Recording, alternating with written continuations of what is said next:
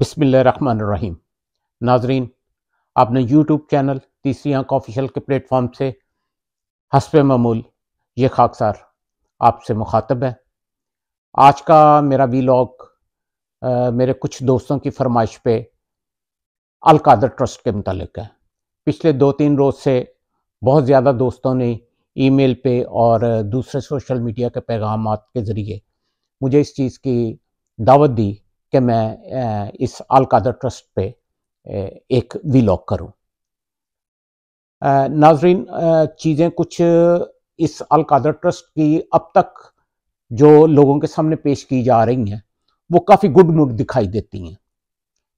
Actually लोगों के ज़हनों में इस वक्त बात यह है कि अल कादर ट्रस्ट जो है वो एक यूनिवर्सिटी के लिए बनाया गया, जिसके लिए ज़मीन जो है वो मलिक रियाज साहब ने दी। और उस अल कादर ट्रस्ट के जो ट्रस्टी हैं, पहले वो जुल्फी बुखारी वगैरह थे, बाद में वो इमरान खान साहब और बुशरा बीबी हुए। बात समझने की ये है कि इस वक्त जो 2 केस चल रहे हैं ये दोनों मुख्तलिफ हैं। अब ज़रा पहले हम आते हैं कि अल कादर ट्रस्ट जो है, जैसे मैंने अर्ज किया कि अल कादर ट्रस्ट क्या है।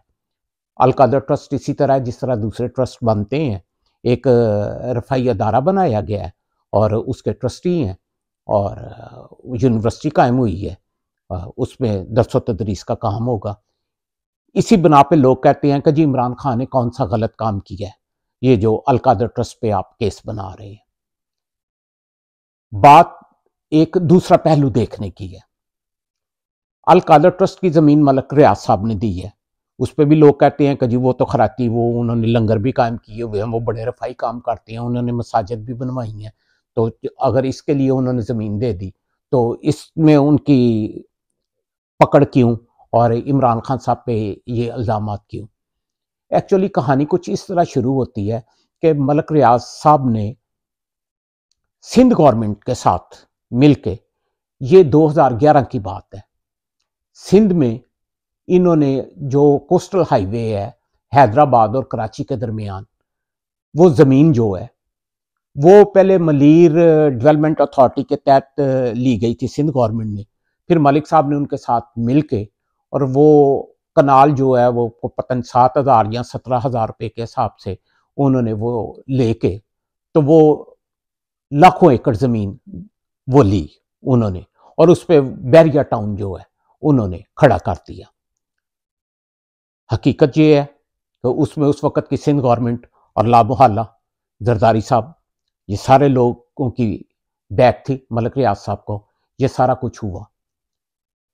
लेकिन ये केस सुप्रीम कोर्ट ने टेकअप कर लिया। मलिक रियाज साहब की ज़मीनें जो उन्होंने मलीर डेवलपमेंट अथॉरिटी के साथ मिलकर ली, उन्होंने कहा कि जी इसमें बहुत बड़ा घपला हुआ है और एक्चुअली ये गरीबों का इन्होंने इत्तेसाल किया है। वो केस चला और सुप्रीम कोर्ट में उसमें फिर जस्टिस अजमत शेख के ऊपर भी काफ़ी जो सवालात उठे, लेकिन फिर भी कहते हैं कि मुका करके तो वो कोई तकरीबन कोई 450 अरब रुपया जो है वो सुप्रीम कोर्ट ने मलिक रियाज साहब पे फाइन किया कि जी मलिक साहब आप ये 450 अरब रुपया जो है वो आपने जमा करवाना है हुकूमती खजाने में। मलिक साहब ने कहा कि जी मेरी इस वक्त ये पसली नहीं है, तो वही जिनका मैंने नाम लिया जस्टिस अजमत शेख साहब का, उनके साथ मिलके जो एक एग्रीमेंट तय हुआ कि जी मैं इनको किस्तों में जो है पैसे ये सुप्रीम कोर्ट के पे कर दूंगा। मीनवाइल हुआ ये कि ये गालबन 2000, एग्जैक्ट मैं इस वक्त सन नहीं बता सकता, उसमें हुआ ये कि बरतानिया की नेशनल क्राइम एजेंसी जो है उन्होंने कुछ ट्रांजैक्शंस डिटेक्ट की मलिक रियाज साहब की, और जिसमें वो कोई 190 मिलियन पाउंड का उन्होंने मलिक रियाज साहब को कहा कि जी आप इनकी, जो पंजाबी में यहाँ हम कहते होते हैं ना, रसीदा कड्डो। उन्होंने मलिक साहब को कहा कि मलिक साहब ये मनी ट्रेल दें, रसीदा कड्डो एरिया। मलिक साहब उसमें नाकाम हो गए, ना दे सके, क्योंकि मनी लॉन्ड्रिंग थी, सीधी सी बात है। वही पैसा जो पाकिस्तान से जिस तरह भी वो जमीनों से कमा रहे, वो पैसा नेशनल क्राइम एजेंसी को जब सबूत नहीं हुए तो ब्रिटेन गवर्नमेंट ने उसको जब्त कर लिया, क्योंकि ये पाकिस्तान से मनी लॉन्डर हुआ था पैसा। तो असूली तौर पे ये पैसा जो है बरतानिया गवर्नमेंट ने कहा कि ये हुकूमत पाकिस्तान का है। अब अगला सीन पार्ट यहां पे शुरू होता है। शहजाद अकबर साहब जो एहतसाब के मुशीर थे इमरान खान साहब के, वो बीच में टपके, उनकी इस प्रॉपर्टी टाइकून से डील हुई। उस वक्त आप लोगों ने देखा सोशल मीडिया पे कुछ वीडियोस भी आई थी जिसमें वो दिखाते हैं कि एक गाड़ी से एक बंदा उतरता है, किस तरह ब्रीफ केस रखे जाते हैं, वो उस डील के मुतल्लिक ही था। तो कहने वाले कहते हैं कि वो शहजाद अकबर साहब के साथ अंडर हैंड डील हुई और उन्होंने एक हुकूमत पाकिस्तान का जो कोई बरतानिया के साथ मुआहदा है उनके साथ वो आए और उन्होंने नेशनल क्राइम एजेंसी इनकी जो है उनको उन्होंने कहा कि जी ये पैसा पाकिस्तान को आप हमें दे दें इस मुआहदे के तहत। वो पैसा जब आया, अब बात यहां शुरू होती है कि वो जब पैसा पाकिस्तान में आया तो असूली तौर पे वो पैसा जो है वो हुकूमत पाकिस्तान के खजाने में जमा होना चाहिए था।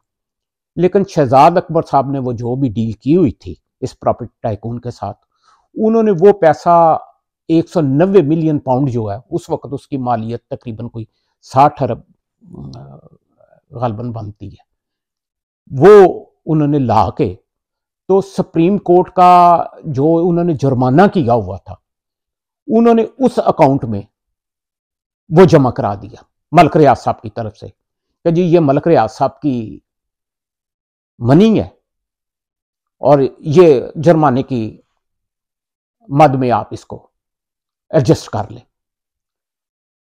एक्चुअल केस जो है वो ये है कि वो जब्तशुदा पैसा जो था वो मलिक रियाज साहब का नहीं था, वो उस प्रॉपर्टी टाइकून का नहीं था, वो पैसा जो है वो हुकूमत पाकिस्तान का था।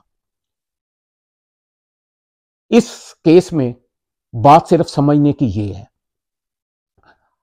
अब उसकी एक अगली किस्त क्या चलती है कि शहजाद अकबर साहब जो हैं वो जो भी मुआहदा था उसको उन्होंने कबीना में पेश किया और कबीना कमेटी के जो मिनट्स हैं वो मौजूद हैं, उसमें वो मुआहदा जो है वो ओपन पढ़ के सुनाया नहीं गया जो नेशनल क्राइम एजेंसी के साथ इन्होंने किया था। वही वो एक बंद लिफाफा जो है, जो आपने भी सुना है कि उसे मीटिंग में लहराया गया और कहा कि जी इसकी अप्रूवल दे दें, जिसपे कहने वाले कहते हैं कि खासकर ये शीरी मजारी इसने कहा कि भाई जिस मुआहदा को हमने पढ़ा ही नहीं है, हमने देखा नहीं है, हम उसकी कैसे मंजूरी दे दें। लेकिन क्योंकि बॉस वहां बैठे हुए थे इमरान साहब ने कहा नहीं इसकी मंजूरी हो गई है, बस दे दिया, तो वो मंजूरी हो गई। अब मसला ये है कि वो कहते हैं कि जी आपने किस कानून के तहत ये मंजूरी दी कि वो पैसा जो है बजाय इसके कि हुकूमत पाकिस्तान के अकाउंट में वो 60 अरब आता, वो मलिक रियाज के अकाउंट में आपने एडजस्ट सुप्रीम कोर्ट में कर दिया। अल कादर ट्रस्ट की ये सारी हकीकत है। अब वही बात आ जाती है कि मीडिया इसको किस तरह पोर्ट्रेट करता है, किस तरह पेंट करता है। दूसरी लॉबी जो है इमरान साहब की, वो उसी तरह आती है कि जी ये अल कादर ट्रस्ट है, ये अल कादर ट्रस्ट है, ये तो कोई गैर कानूनी काम नहीं हुआ। अब बात वहां पे मजीद ये बिगड़ती है कि जो उन पे इल्जामात लगाते हैं वो कहते हैं कि जी इसलिए ये जब पैसा एडजस्ट हुआ तो उस पैसे के बदले में मलिक साहब ने ये जो जेलम के पास और कुछ ज़मीन जो है बनी गला के पास अल कादर ट्रस्ट को उन्होंने लीगलाइज करके दी कि ये इनकी सरबराही में, क्योंकि ट्रस्ट जो है एक्चुअली ये भी एक बहुत बड़ा आर्ट है। ट्रस्टी जो होते हैं, जो हेड होते हैं, एक्चुअली वही उन जायदादों के मालिक होते हैं, वही वहां से तजारती कारोबार भी कर सकते हैं, ये जो ट्रस्ट होता है। तो अब बात वो आ जाती है कि जी उन्होंने वो फेवर दी, मलिक साहब को एडजस्ट किया उनका अकाउंट उस 60 अरब से, उसके बदले में उन्होंने ये अल कादर ट्रस्ट को जमीन दी और उसके साथ फिर वो एक ऑडियो भी आ जाती है जो उस प्रॉपर्टी टाइकून की बेटी की उनके साथ है कि जी मैंने तो वो फरागोगी को वो दिया है, तो वो कहती है लै खतूनी अव्वल ने पहली दफ़ा फरमाइश की है तो 5 कैरेट का जड़ा वो हीरा वाह उन्हें मंगया सी तो वो ही होना चाहिए। तो वो प्रॉपर्टी टाइकून उसको कहते हैं कि चल पुत्र वो लैके दे दे फिर गल मुका आना। तो वो भी इसी सिलसिले की एक कड़ी गिनी जाती है कि जो पैसा एडजस्ट हुआ मलिक साहब के उसके बदले में ये रियायत दी गई हैं। तो ये सारी हकीकत जो है एक्चुअली इस वक्त ये है, दोनों फरीक जो हैं वो उसको साबित करने की कोशिश कर रहे हैं कि ये जो डीलें हुई हैं जिसमें शहजाद अकबर साहब का भी नाम आ रहा है कि उन्होंने गालबन कोई 1 अरब के करीब रुपया लिया था इस डील में। और बाकी अलकादर ट्रस्ट के नाम जो ज़मीनें हुई हैं वो भी, और वो 5 कैरेट का हीरा जो है वो भी इस 190 मिलियन पाउंड की एडजस्टमेंट के सिलसिले में मिला है। तो नाजरीन, ये पूरी आज की मैंने अपने व्लॉग में एक छोटी सी आपको समझाने की कोशिश की है कि जो लोग सिर्फ अलकादर ट्रस्ट और यूनिवर्सिटी साबित कर रहे हैं वो किस हद तक अपने मौक़िफ़ में ठीक है, और दूसरी तरफ हकीकत मैंने आपको बयान कर दी है, वो कागज़ों में मौजूद है। अब कोर्ट में ये केस चलेगा तो देखते हैं कि माजी की तरह इसने भी दफन ही होना है या इसका कोई नतीजा निकलना है। आज तक वैसे पाकिस्तान में किसी भी स्कैंडल का कोई नतीजा निकला नहीं है, और कभी उम्मीद है कि इस पक्का भी नतीजा निकलना कोई नहीं है, बस खे ही उड़नी है। और दूसरी बात नाजरीन, मैं अपने इस व्लॉग के एंड पे आप लोगों का शुक्रिया अदा करना चाहता हूँ। पिछले हमने जो 2 व्लॉग किए हैं अपनी को होस्ट रज़िया तारिक के साथ, उनको आप लोगों की तरफ से बहुत ज़्यादा पज़ीराई मिली है। तो इंशाल्लाह ताला कल मेरा जो व्लॉग होगा वो फिर मैं उनको दावत दूंगा कि वो उसी प्रोग्राम न्यूज़ कैफ़े में मेरे साथ आएँ।